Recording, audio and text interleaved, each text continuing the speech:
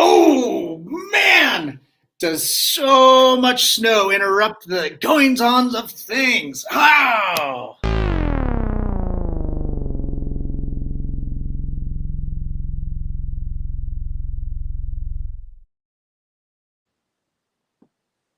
This is COFOH Live Undead. I am your host, Daniel Crosier, and I am joined by the amazing Lynn Lowry. Wow!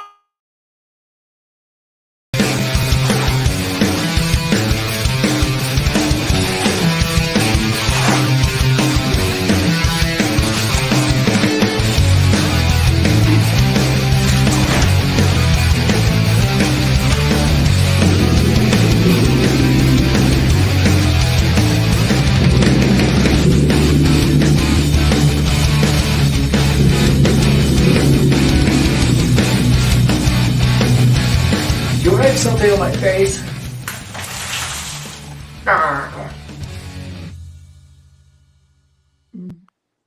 Lynn, how are you? I'm good. How are you? Good. Thank you so much for being so generous with your time and all the technical issues that we were having today. Sure. That's fine, because what happened was, because I was all made up and everything, so I decided to take a bunch of pictures of myself. So I found this really cool way of if you lay down flat and you put the camera like this, you look like 20 years younger. So it was way cool. So I got my red boa out and I got black sparkly things and I did all these really sort of glamour kind of looking, movie star sort of shot. So it was really fun. And I got a bunch of stuff. I already put one on Facebook. So no kidding. Well, we'll have to check that out. That sounds amazing. Even with a little bit of downtime, you're so inventive. I love it. That's great. And trust me, 20 years, I look like broken glass. That's kind of nice that I have this weird haze. Yeah, you'll have to lay down and shoot. Yeah, I'll have to do that. I'll try that after we wrap up talking here. But right. It's so amazing having you on. And of course, we just announced that you're going to be a guest at Colorado Festival of Horror in September. Right. We can't wait to have you out and be able to connect with you and talk about all your amazing works that you've done. You have so many amazing films over the years. Yes, I've been very fortunate. Yeah, it's and you're such a tremendous talent. So I first came across you, of course, with David Cronenberg's Shivers, back when I was in art school 20 plus odd years ago. Might as well have been the 1800s for me. But yeah, it was absolutely tremendous. And what a, fantastic, social commentary piece. Right. But before then too, I haven't gotten a chance to, check out your first, I think it was your first film with Lloyd Kaufman, correct? Mm-hmm. Yeah, well, actually, my first feature film was I Drink Your Blood, but my first film was Battle of Love's Return with Lloyd, but it was a short film at that point. And then I did I Drink Your Blood, and then Lloyd decided to make the battle into a feature. So it was actually my second feature film, but my very first time on film was the short film with Lloyd. Oh man, that's fantastic. And I think if I recall correctly, you also were doing improv with John Belushi. Is that correct? No, I actually did summer stock with John Belushi. We were in the theater. We were in Anniston, not Anniston. We were in Bloomfield, Indiana, at the Shawnee Summer Theater, and John was 16 and I was 17, and we were in End of a Thousand Days together and the 10 Little Indians, and he was quite a character, even at 16. Oh, wow. He wouldn't live in the dorm room. He had a tent, and he was, smoking grass, and he had a motorcycle. and he was like, rebellious, and everything. And a funny story about him was in 10 Little Indians, he ends up at the end being the killer, although you don't know this because you think he was killed, but he Yeah. actually is the killer. So I'm the ingenue, and I'm the one that's left, and he's going to kill me. And so he's supposed to start strangling me, and then my boyfriend in the play wasn't killed, dead. So he gets up and he's supposed to shoot John, but the gun wouldn't go off. So John being kind of like a method actor, I guess, he just kept strangling me, Oh, and finally my boyfriend, pretended to hit him in the head, with a vase or something, and he, fell over, but if he hadn't done that, I think I would be dead. I wouldn't be here right now. Oh, I'm so glad that your boyfriend intervened. Me too. Me too. Oh, wow. That's pretty intense. We do have some comments coming in. Okay. Our friend Brian mentioned that he was lucky enough to see Shivers during its first run at the drive-in. Really? Wow. Yeah. That's cool. Oh man, that's amazing. And then, of course, my next, introduction to your work was George Romero's, the Crazies. Right. And that was such a crazy fun film, but also, again, coupled with its own social and political commentaries. Mm-hmm. When looking at Shivers and the Crazies, back then, do you recall having any of those dialogues with the directors on some of the meaning on things, or was it No. just fun from the get-go? I had no idea what Shivers was about. It was Right. just like, this alien in my body coming out my mouth, Yeah. That's all I knew. I didn't know social comment from, baloney. It was like, Yeah. now I do. Now I understand, of course, what the film was about. But, back then it was like that really wasn't my job to know what the Mhm. film was about. My job was to be a character, a person in this situation.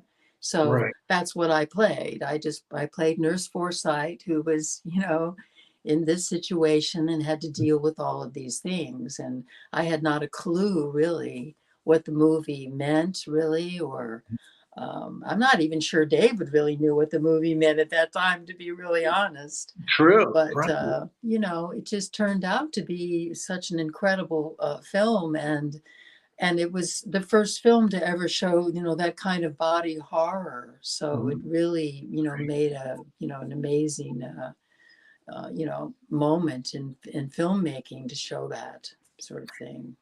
So. Yeah.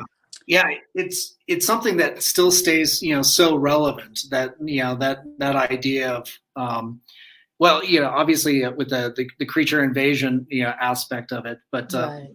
so, No, I did realize that the Crazies was somewhat political and, Sure. had something like that going on, but, like nothing like that had ever happened. Right. So it was just sort of a fantasy, I mean, Mhm. the government coming in and surrounding the town and, putting people, in the gym and stuff like that. It's like nothing like that had ever happened. Nobody thought that anything like that would ever happen. So, but now, that's why the movie is so popular now, because like it's happened. Like Yeah. George, could see that was going to be the future somehow. And Right. so, yeah, Right. it's, extremely prevalent, at this point. Yeah, very much so. I just rewatched it a couple nights ago to prepare for this, and and the artistry in it is just fantastic and so poignant. Mhm. I Yeah. absolutely love everybody's performance. Of course, I love yours, and seeing that slow progression in the Crazies. Just where you're starting to lose your mind, and it's not really a noticeable virus unless that person's little ticks. Right. Yeah, Yeah, that's how I tried to work her, was to make her just seem like she was a scared teenager in the beginning, and just kind of freaked out about everything that was happening, and then just gradually, little things would come up, and the sort of seduction thing, or the sexy look, with her father, and Oh just yeah. these really sort of things that were like, what, that what's happening, is sort Yeah. of like that George and I wanted to progress it that way, so that the audience would know that she was, had the virus in the beginning. Yeah, yeah. That as the movie progresses, the scenes with you and your father in there, uh, wow, it intensified. And it's just like, oh man, I can't believe that happens. Yeah, Yeah. with this virus in that manner, it just breaks down all the social norms, and Right. takes away all those mental walls that you would bring, that would bring up in social situations like that, even between father and daughter. But Right. And when I did I was in the remake. yes, I remember that. Yeah. And Breck Eisner, the director, told me that they had asked him when he took on the project if he was going to have the father-daughter characters, and he was like, there was no way they could do that. Right. So our characters were eliminated, from the remake, which they just couldn't show that kind of incest. Yeah. At this point. So it's pretty interesting that they could show that back in the 70s, but they can't show that, now. Right. So. Yeah. It's amazing how studios seem to approach that content. They just, it's like, hey, we can't risk that content because we have invested so much money. I might be projecting, but yeah, it's. I noticed that when they like Spike Lee remade Old Boy, and incest was a huge theme in the original South Korean film, and they completely toned it down. So for the American version, to me, it lost its impact and its relevance because of that, which is unfortunate. It's like, man, give the American audience a try. We can take a lot of stuff. We need to have this conversation. It's sad that things like that are left out. Yeah, yeah. I mean, that's such for me, such a big difference in the two films, the remake and the original, is that the original is so much more real, and it's it's dirty, and it's documentary-ish, and it's edgy, and it's disturbing. And I mean the whole thing, with the rape, and when I had my death scene, I thought I was going to have this tremendous death scene. And I was so excited, to have my first death scene. And I had all these, images of, falling on my knees and, screaming and being bloody and crawling and grabbing onto the soldier's leg and being dragged across the field. And what everybody wants, all this dramatic stuff, and then George, said, I just want you to spin and say, oh.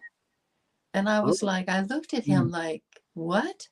Yeah. I said, no, I need to die and everything, and he said, no, I just want you to just turn and say, oh. And at the time, I just thought, oh my God, this is so lame. I hate this.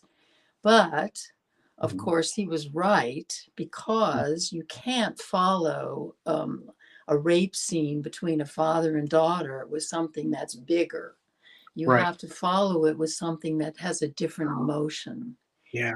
And so he found that kind of childlike sort of amazed curiosity, simplicity, which just was such a great dynamic, from the rape, that of course, it was one of the most memorable moments in the movie.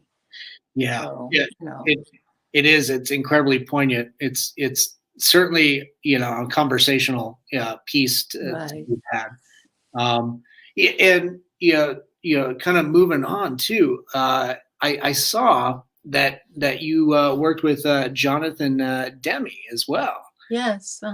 Yeah, that's got to be quite the experience. Yeah, yeah. I mean, that was like 20 years before Silence of the Lambs when he became Yes. more of a household name. Right. But you know, what's it like going between so many different working with so many different directors with such unique perspectives? Well, I mean, I'm a real theater trained actor, Yeah. so you just go with it. You work with them in the way that they work, and I always go in extremely prepared and with the knowledge of my whole character. And if the director has something better or wants me to do something different, of course Mhm. I will.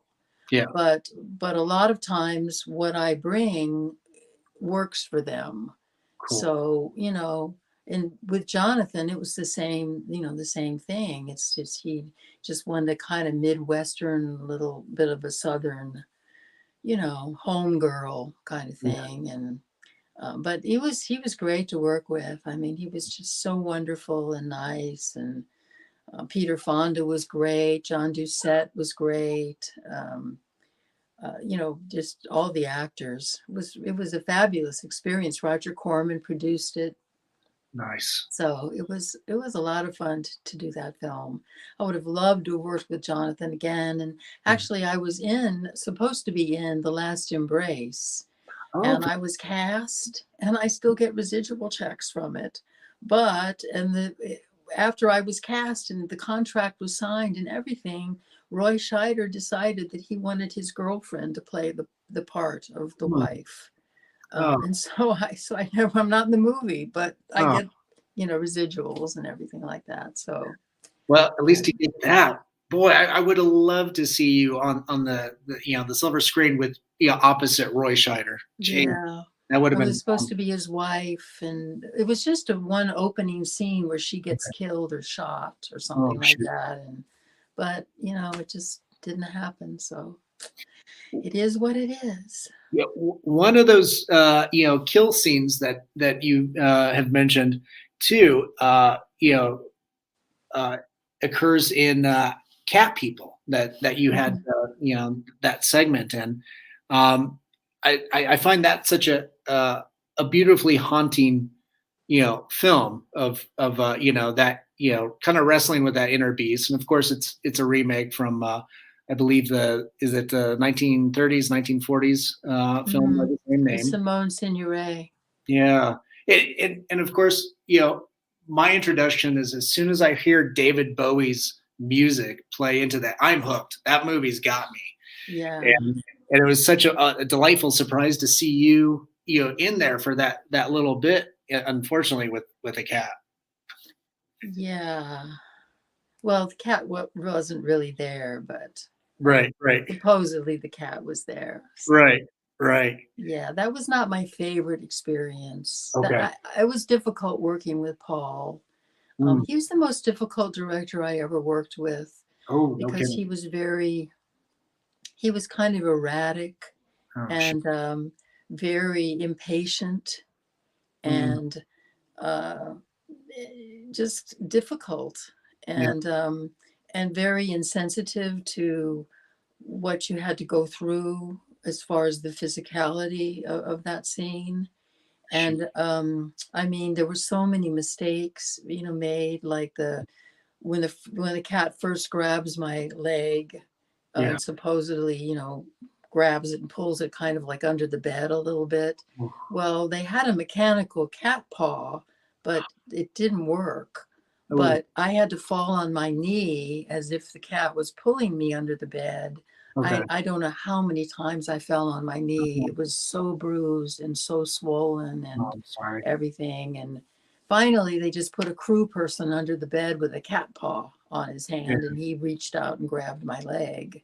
Oh, So it was sort of like that kind of thing, fall down the stairs like 25 times, Yeah. We can't get it. We can't get the bra to pop. You had to show everybody's tits. All the women had to show their tits. So they had to have my bra pop open, but they couldn't get it to pop open. So I had to keep falling down the stairs to roll over so it would pop open, and then it wouldn't. And I'd have to go back up and fall down again. And I had bruises and rug burns, and they didn't take the tacks out of the stairs the first time I went down on my hands, and I got all cut up and bloody.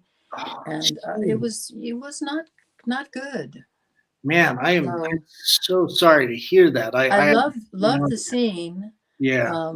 But and it's great. Well, you think it's great acting, but I'm really in actually a lot of pain and very stressed out about the whole situation. And and then on top of all that, once we got the whole scene finally, they called me back 2 days later and said, "We need you to come back." And I said, "I can't, you know what?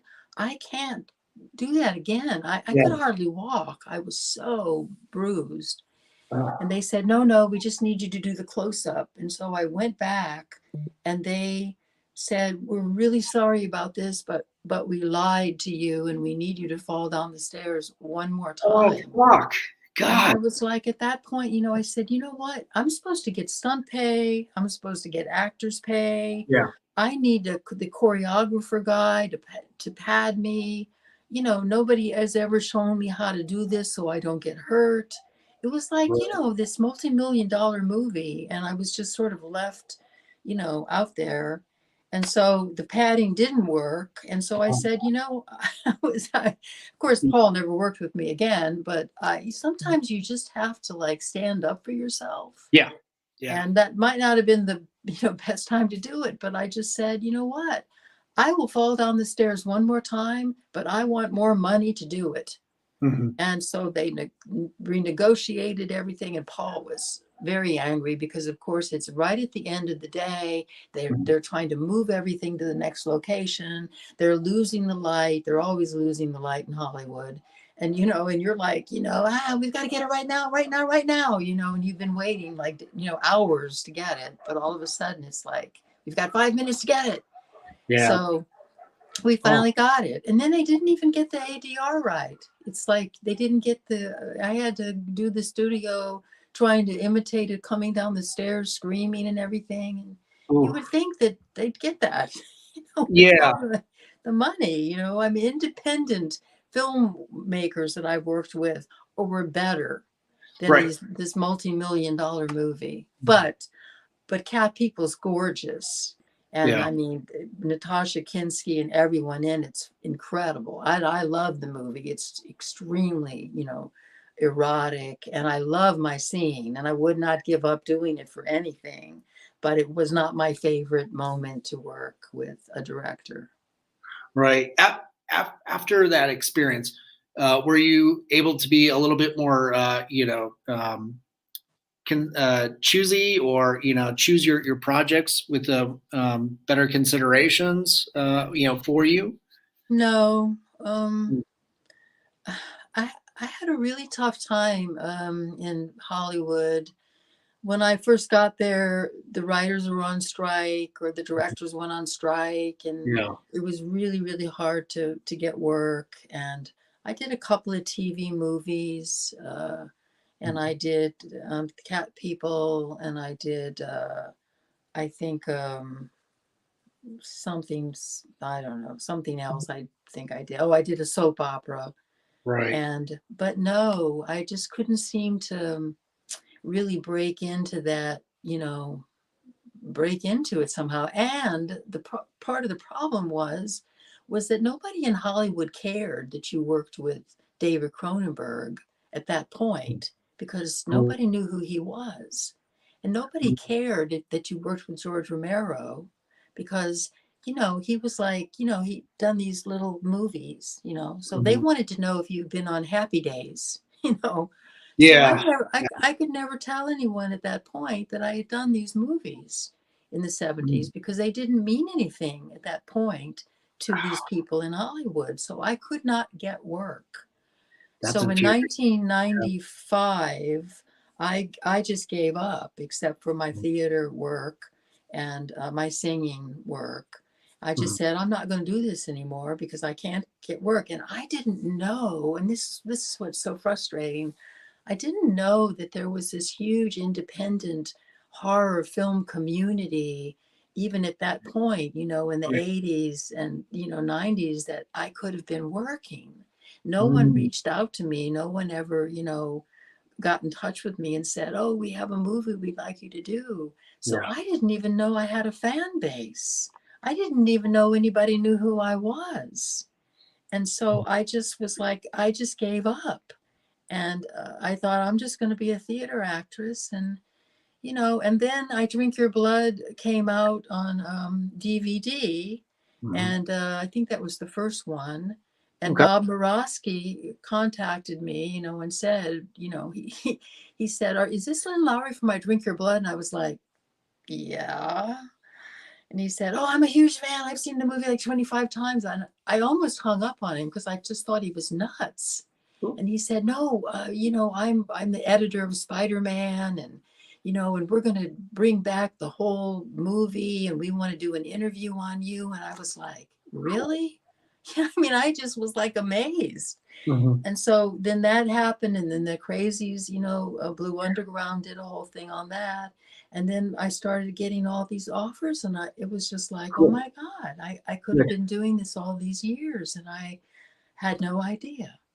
So in one way, it was sad that I missed all those years.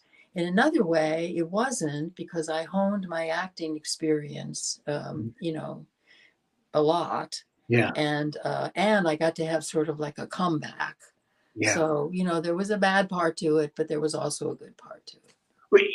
We love a comeback kid. So, I mean, for me, you never went away. So I absolutely, love seeing you pop up on screen, and it's like, oh my gosh, it's Lynn. It's kind of the same thing with like seeing like Brink Stevens, and like, oh my gosh, it's like, and that when you go on IMDb, it's, to look at your list of your body of film work and TV work, it's almost like you never stopped. I know. But you did, you moved from Hollywood or California back to Atlanta, Georgia, correct?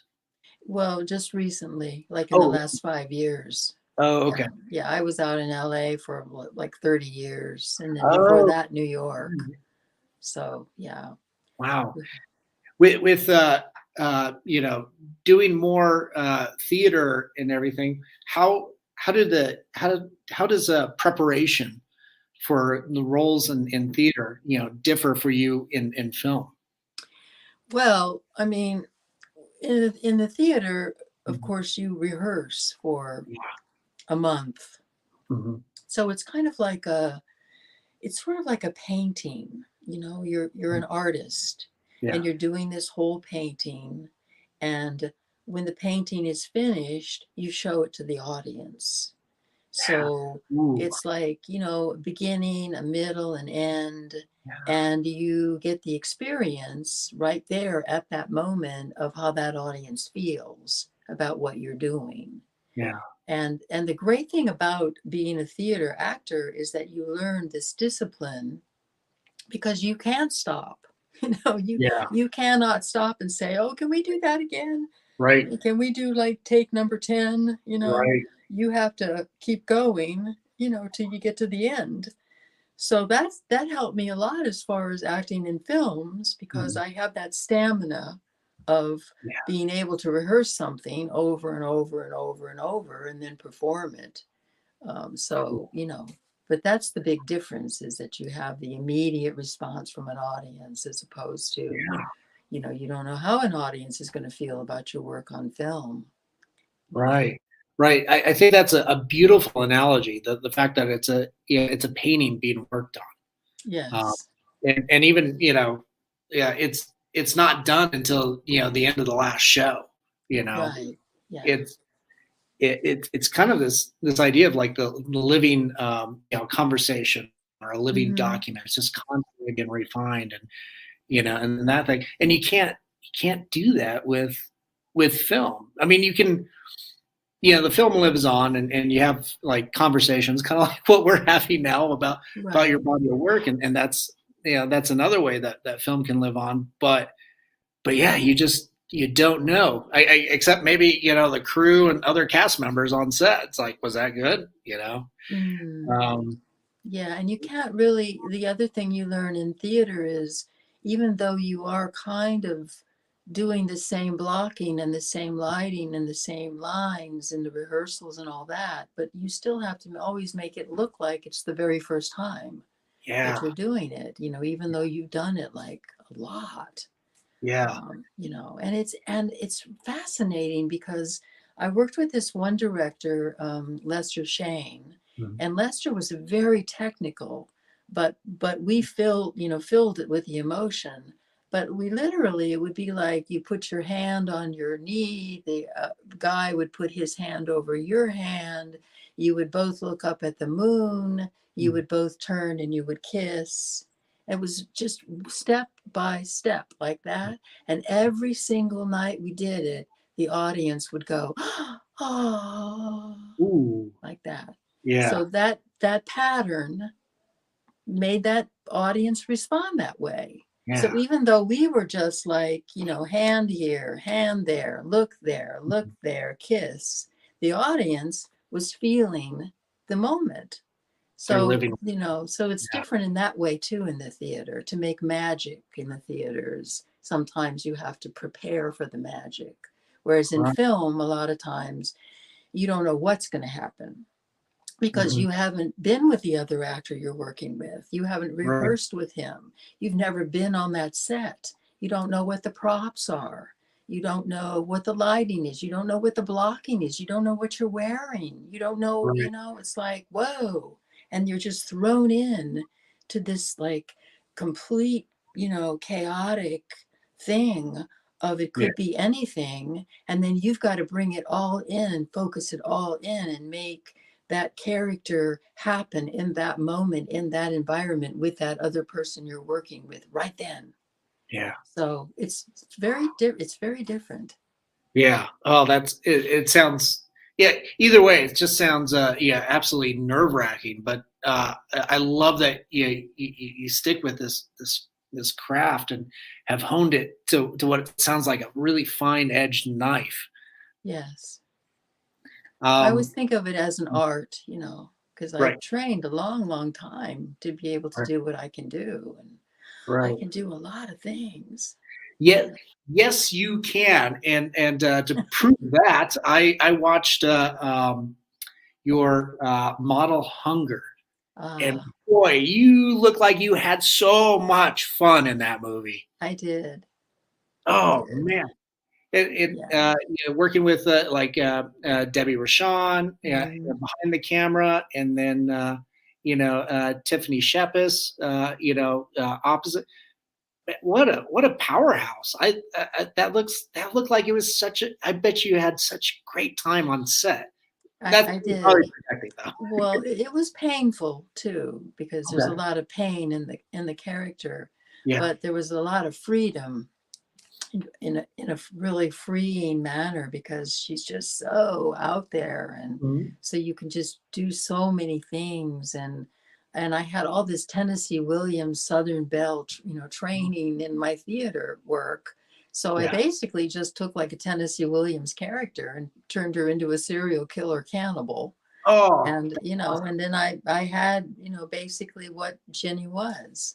So, but I had a blast doing that role. I would love to do more stuff like that. Well, I have another film coming out called Fang, which is also very, she's Southern as well. And, but she's not as funny or sexy, cute, as Jenny. Not that Jenny's, when she's in the brutal mode, she's not too friendly or sexy.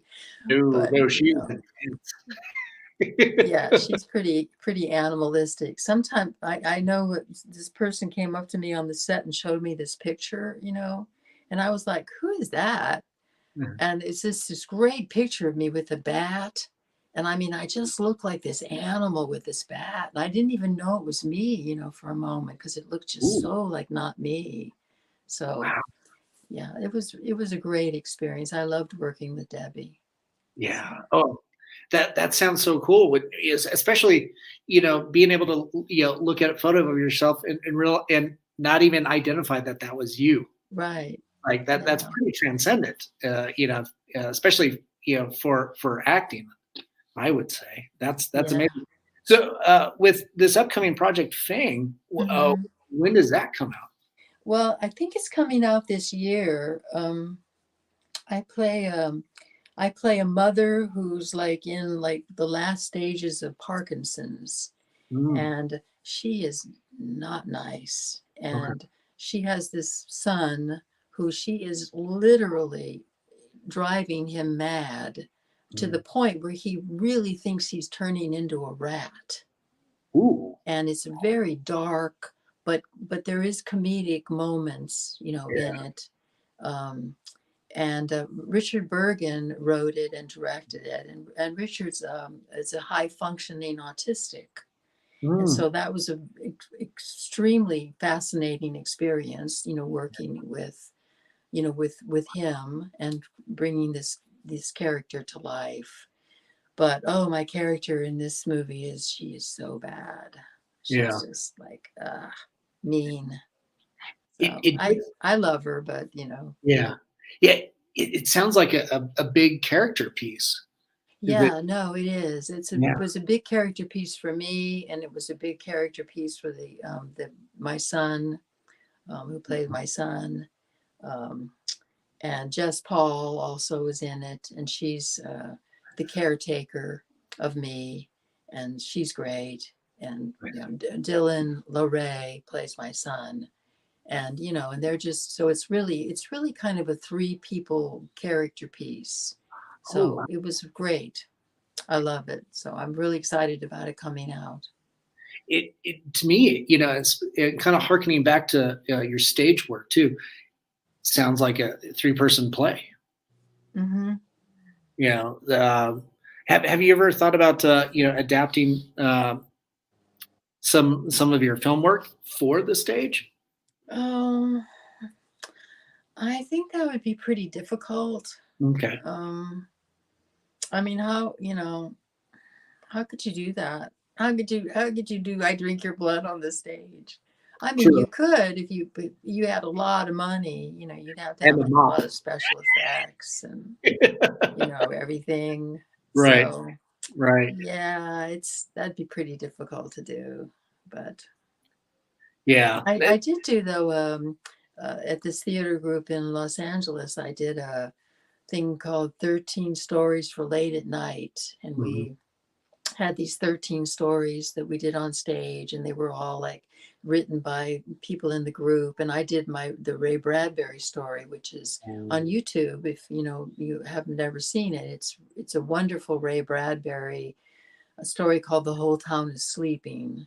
And so I did that, and it worked great on stage. And this was like back in the 90s, I think. Yeah, the 90s, where nobody had really done anything horror wise on stage yet. Yeah. So the audiences just loved it. And I knew that that's where things were going. But, Yeah. my whole theater group was like, oh, and no one in my theater group knew that I had done anything in the 70s.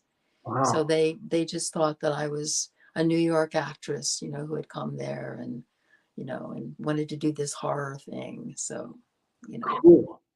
I will look that up.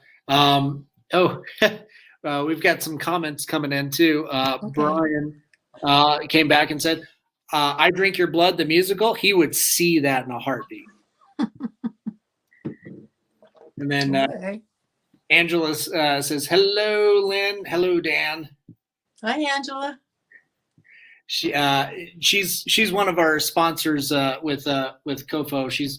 She also is a local film producer as well. Right. Angela Joseph. Yeah. And then Brett, of course, loves the Atlanta area, and there's a lot of work going on out there. Are you able to work quite a bit in near your hometown now? Unfortunately, no. Okay. It's crazy here in Atlanta. It's kind of like It's sort of like it was in LA where, Oh, they call you in for these little auditions, like a 5-line part, and then you've got to go and you've got to pay someone to audition you, and then they send that in to the casting director, and then they see if they think you're right, and then yeah. then if you get a call back, you have to pay again to get it done again. So you have to Right. actually pay to audition. So unless it's a part that I really, I'm attracted to, Mhm. I don't do it.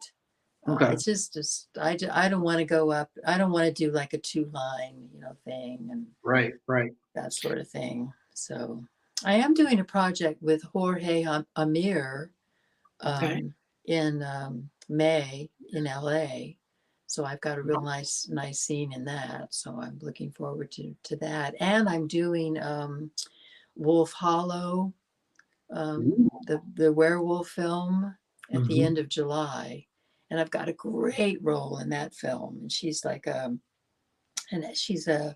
um, an kind of over the hill sort of, was like a famous sort of B actress, and she still Yeah. sort of thinks that she's that way. So she's, very dramatic about everything, and it's like, get the lighting right, darling, that kind of character, very big, sort of Yeah. thing. So I'm Oh, looking forward to fun. that. That'll be a lot of fun. That, So, oh, that sounds awesome. You kind of chew the scenery, so to speak. yes, right, exactly. Oh, that sounds so great. You have no shortage of projects. Yeah, you don't need these small, little 2-line projects where No. you got to pay somebody. And incidentally too, you wrote and directed or wrote and produced your project Schism. Is that right? Well, I had the idea of it, and Erica Pertel, she wrote it, Nice. and Derek Pertel directed, Okay. and I was one of the producers of it. Nice. Nice. So yeah, I play like 4 different people in it. She's Right. has many different um, personality disorders, so she's like all these different people, and Yeah. yeah, it's a very interesting movie. I don't think it's been seen very much. Another movie that I did that I really love is Yeah. Basement Jack. And so Right. many people have never seen that. Michael Shelton directed it. Hmm. And it's really such a good slasher Yeah. movie. I mean, it's really well done. Tiffany Shepis is in it as Hmm. well. I just don't think that they distributed it right. And it just never got the attention it should have gotten.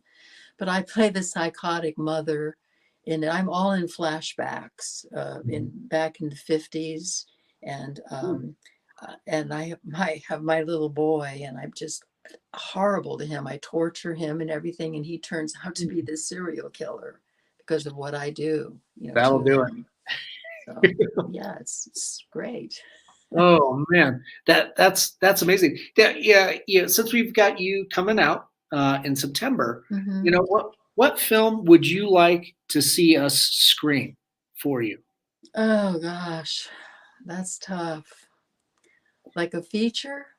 Yeah, a feature film. I'd be curious, because so many people, of course, know the Crazies, Shivers, but it sounds like you've got such wonderful hidden gems that need to be shared with. Yeah, I have this wonderful film I did in England called Ready for My Close-Up. Okay. That's like a 25-minute short, Oh, and cool. I play like a Gloria Swanson type Mhm. character who was a famous actress, B movie actress, and Yeah. she I won't give it away, but she hates delivery boys. And Mm. so every time she calls for delivery food, there's a flashback of her in a scene that she did in a movie previously.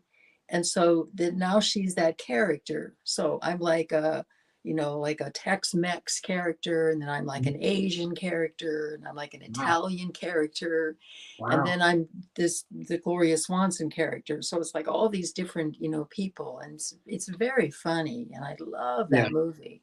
So I would love for that to be seen. But it's not a feature, so it's just a short.